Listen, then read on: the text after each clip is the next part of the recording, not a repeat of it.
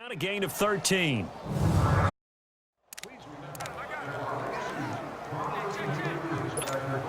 So here's a 1st and 10 at the 38.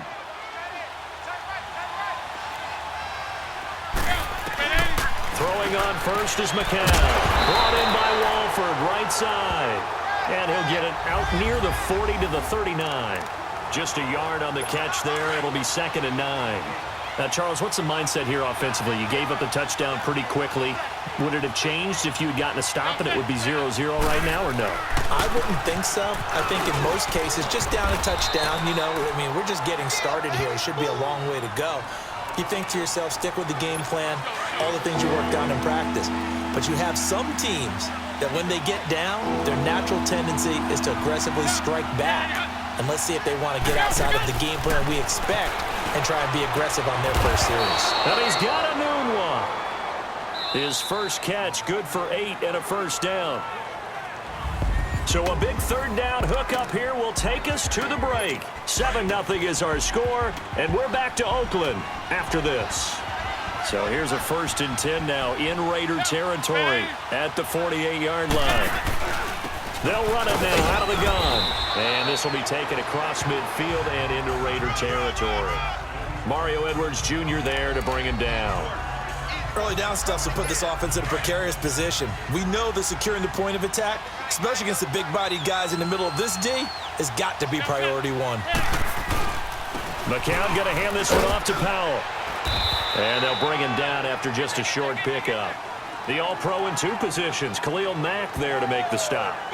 Well, so many times we look at a short run and we praise the offense for trying to set the tempo and establish things, but the defensive guys, hey, they just won the battle there. It wasn't a big run given up. They don't always have to absorb the body blows. Sometimes they dish them out themselves. From the gun on 3rd, McCown.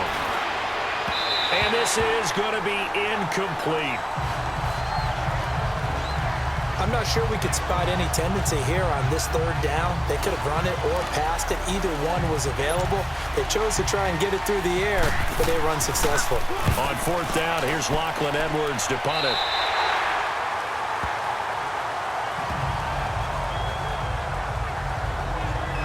Derek Carr getting ready to go again on offense. He's played a pretty clean first half, a touchdown, no interceptions. Frankly, that's what they expect out of him. They want to see the ball thrown and thrown well, and he's able to do that and put it in the end zone. They'd love to see more of that before this game finishes.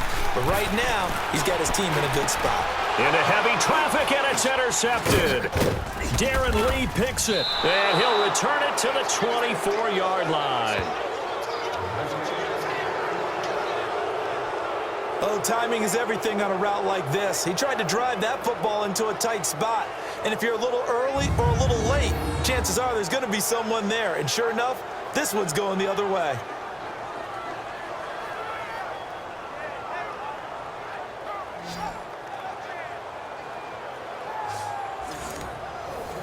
Now the Jets offense gets ready to head back on the field. They were forced to punt last time, and I doubt sincerely that they'll have to punt here because they're gifted with terrific field position. I don't even want to think about the idea that they would end up punting starting with this type of field position. Neither do they. Great starting spot, great opportunity to run your full playbook.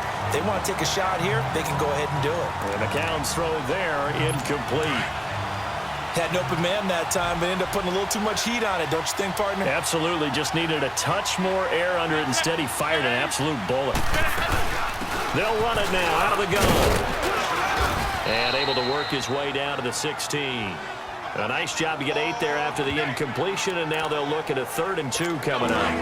And there we saw one of the downsides of blitzing during a rundown, because sometimes you get out of your gaps. You don't fit the run quite as well because you're headed towards the ball carrier with abandon. Now McCown, and incomplete here on 3rd down. You hear the calls for a penalty, but I just don't think so. I think in this situation, the defender was making sure his guy couldn't hold on to the football. So I don't see anything to warrant the flag. No, I'm with you. There was contact, but I'm happy they kept that flag in the back pocket. Now to try the Jets field goal, Cairo Santos. This a 33-yard attempt.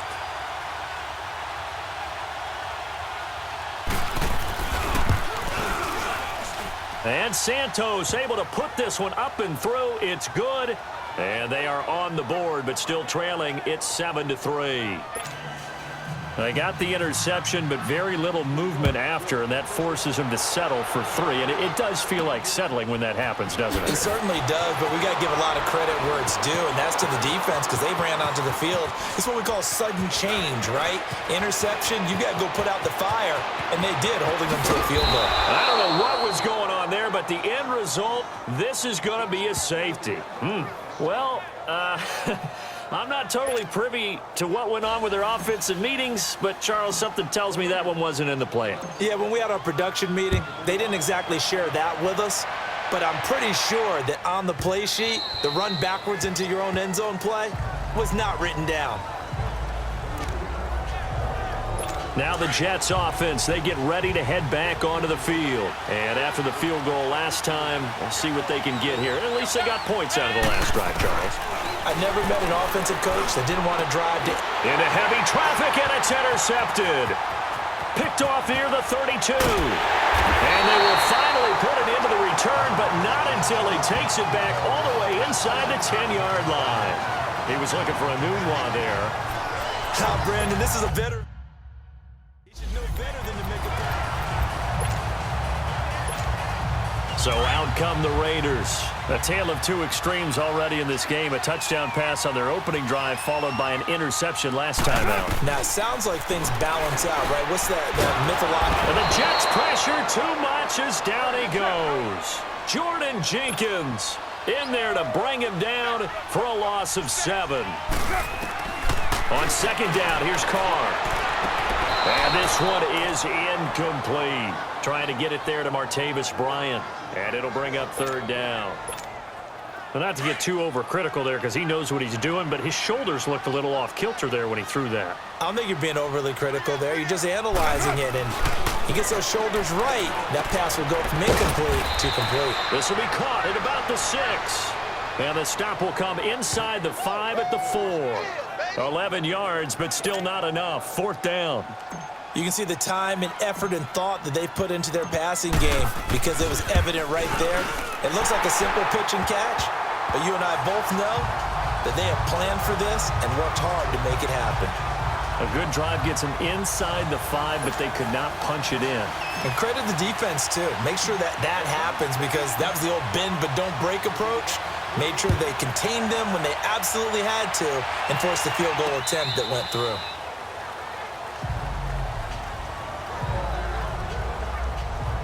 Bilal Powell and his offensive mates retaking the field. They've given him some touches. They haven't had a lot of success on the ground. Do you maybe keep going to that well, or do you mix it up more? I think you mix it up more, try and loosen things up. And he lost the football. And his guys are going to get the football at the 28-yard line. The psychology of the game never ceases to amaze me because you would think there would never be a fumble from what we hear from coaches all the time, right? And how much they practice not fumbling. Practice it, preach it, talk about it all the time. You would think no one would ever turn it over. Yet there are humans out there running around, and we just saw another one. Opportunistic by the defense. Now the first play of the drive there is incomplete. The beauty of being able to play a zone defense when you can sit back and see the ball coming out of the quarterback's hands, guess what? Creates a lot of confusion. Have a muddle in the middle of the field where you can go make a play on the football. And complete right side to Cook. That one good for the completion percentage, but no gain. It'll be third down. Throwing his car on third down.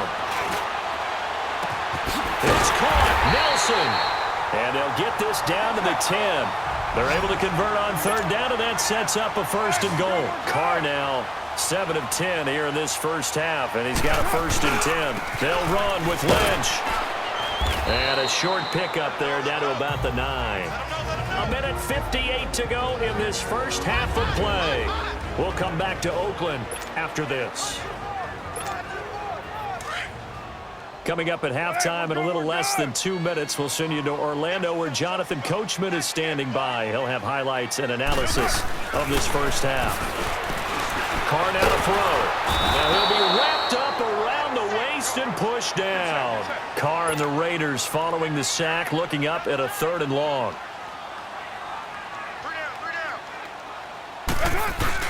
Carr to throw after the play fake to Lynch.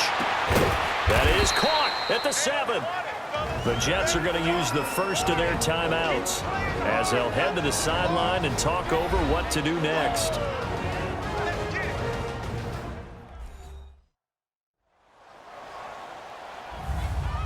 All right, so the timeout over and all 11 men back out onto the field for the defense.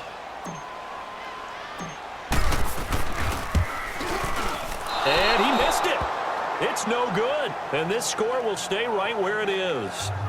And that one, my goodness, that was almost too easy. Yeah, you're not going to have too many attempts shorter than that one. And I don't think this was blocked. That's about as bad a miss as you can have. On 1st and 10, here's McCown.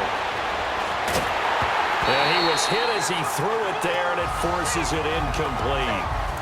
Well, that certainly looked like something that they discussed all week in practice getting ready for this one. Take the big shot right out of the gate. At worst, you'll open up the defense a little bit, loosen them up, have them back on their heels. Now McCown, complete out right to Kurz. And out across midfield down to the 45. And that one results in 35 yards.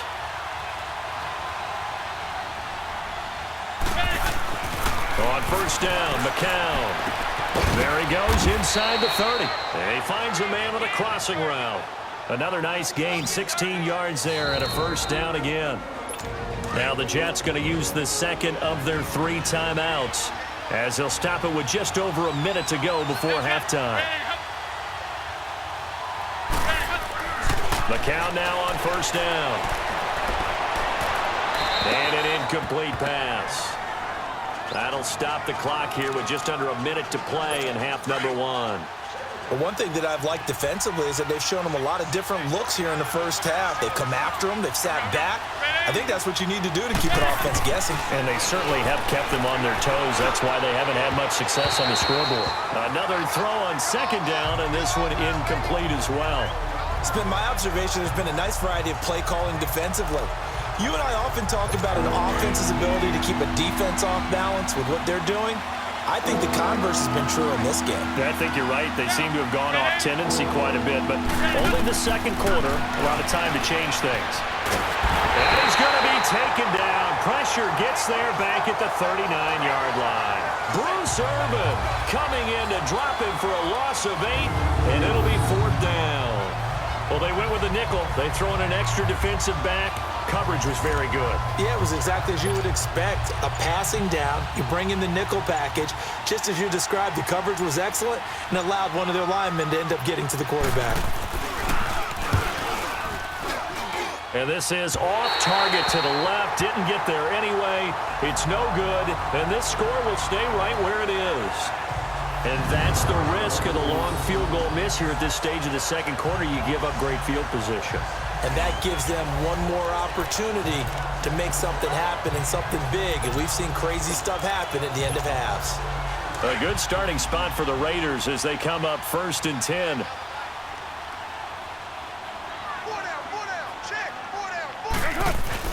The final shot here before half for Carr. It's hauled in by Lee Smith. And they're well past midfield, just a yard or 2 shy of the 40. We now proceed to the start of the 2nd half. So we've reached halftime here in Oakland with the Raiders on top. Both teams appear ready for the fight ahead, and we resume action here in quarter number 3. Now it's Lucky Whitehead on the return. And he'll get it up to about the 26-yard line, just across the 25. The Jets offensive unit ready to get going here. They're down here, but very much in this game. What's the tonality of a coach's talk when a game is within striking distance like this at intermission?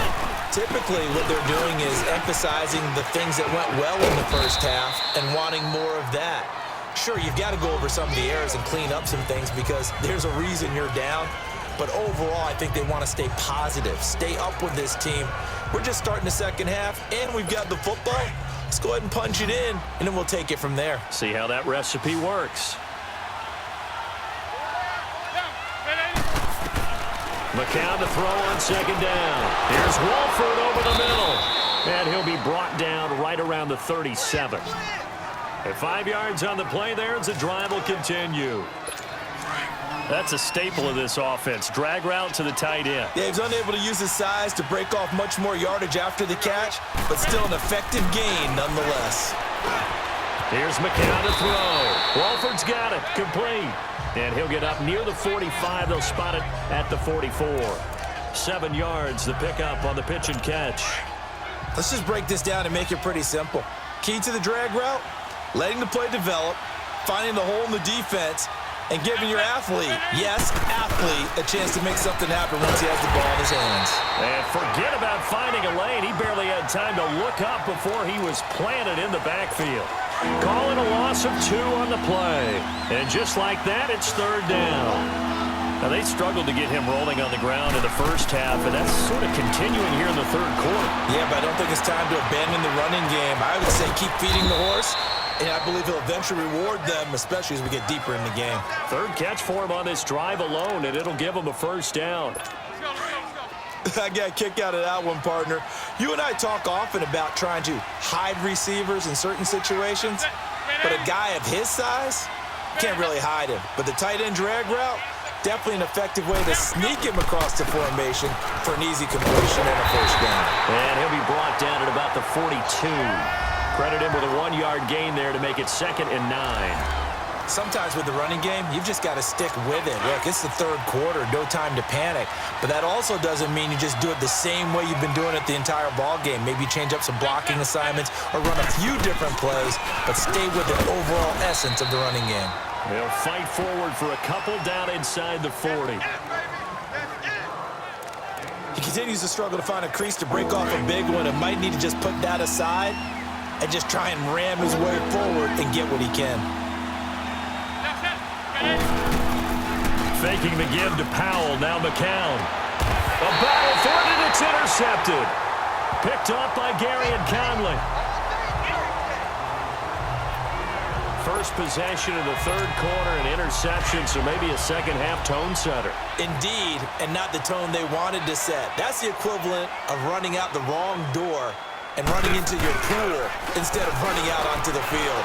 A real dud for that one. Has that happened to you before? No, but I've heard stories about teams actually doing that back in the good old days. Now, meanwhile, a pass that should have been intercepted, but it winds up falling incomplete. And that's one he's got to be happy to have back. There wasn't a hole open in the zone. You'd have to think on early downs like that first down there, need to be a little bit more careful. Yeah, fortunately for him, got a couple more downs to play with. So now they'll come up on 2nd and 10, once again from the 28.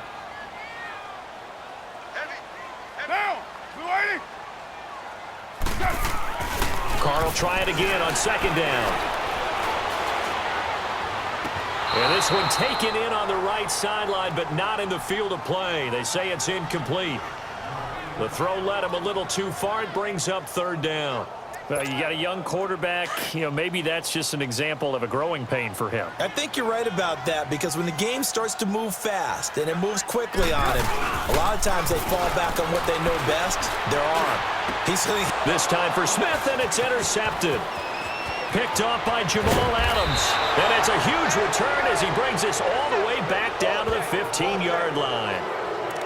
Well, this is simply a great read by a defensive back. It's 3rd and 10, so he sits right on where the yard-to-gain marker is, knows it's going to be a route around that distance, makes his read, breaks on the football, and makes a terrific play.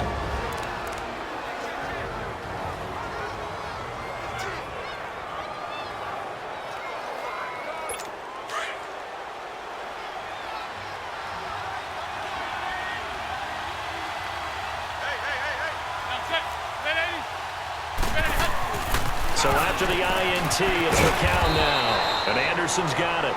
And he's able to work it here to the 8-yard line. A gain of 6 there on 1st. Well, if you do read man coverage, Brandon, the drag route's a pretty good one to run against it because you're running away from people on it. 6 yards was the pickup on the last completion, so here's 2nd and 4. Working from the gun, McCown. And that one got tipped, kind of threw everything off. It brings up 3rd. You gotta give some credit there, able to hop up in the air and bat that one away. And that's frustrating for an offensive lineman because the only recourse is when he goes in the air to try and give some type of a pop or a shove, hoping to bring his arms down. McCown looking to throw. This will be caught at about the 6. And he will have the first down before he's brought down at the 3. It's a gain of 6 as they're able to convert, and now it's 1st and goal.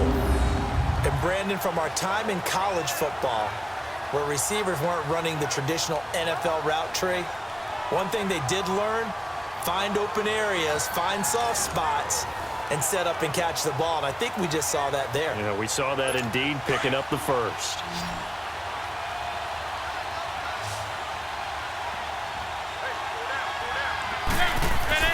McCown looks to throw again. And he just throws this one away. Smart decision here this close to the end zone, and it brings up 2nd down. Well, you know you don't want to make a mistake in that area, so you make sure you make a smart throw. Throw it out towards the sidelines. If you overshoot your guy, so be it. It's just the incompletion that we saw there.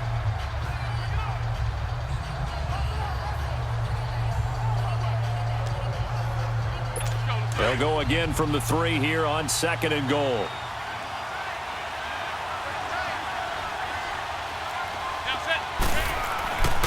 Again, it's McCown. And he just chucked that one out of bounds, out of everyone's reach. Maybe a wise call not to take a sack in this part of the field. It brings up 3rd down.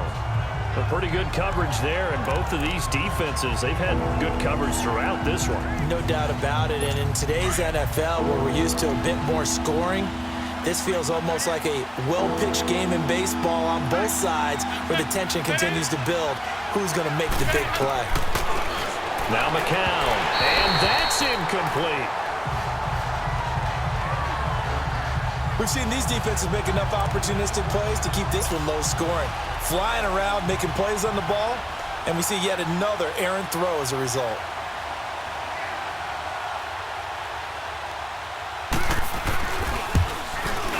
And Santos able to put this one up and through. It's good. And high fives for that one as that drive ends in 3.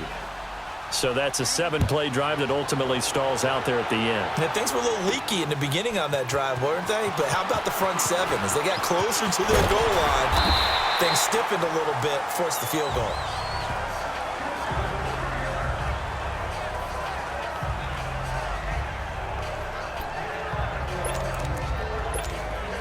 Carr and the Raiders come up 1st and 10 at their own 27.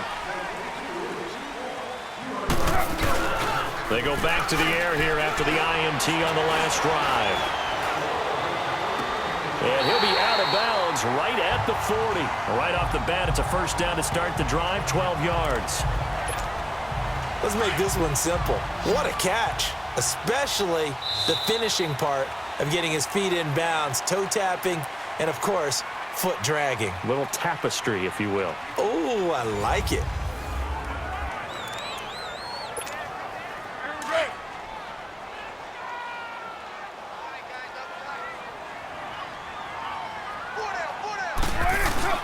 They go play action here on 1st down. On the move to his left. And incomplete as he was knocked as he threw it. And it took the ball off course. Well, we always talk about how you've got to be quick when you go through your progressions, and here's another prime example. Trying to look downfield, he was standing in the pocket, but just couldn't find anyone open, could he? No, not enough time. They hit him and forced that incompletion.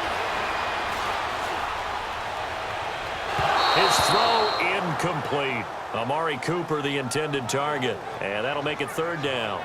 Sometimes the coverage is so good, no matter what you're doing on offense, you just can't shake anyone free.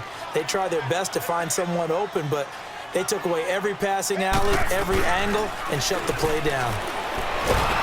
They'll be taken down. The Jets get in there for the sack. Henry Anderson in there to drop him for a 6-yard loss, and that'll lead to a 4th down. We've watched this a long time, and I still don't believe we get it. 3rd and long. Why are you calling play action? Because they're not going to bite defensively, right? No, not at all. I did have a coach explain to me years ago that for some teams, that's how they have to deal with pass protection and their line blocking. But to me, it seems silly. Yeah, well, they're silly, and it leads to a play action sack. So McCown comes up as the Jets have it 1st and 10.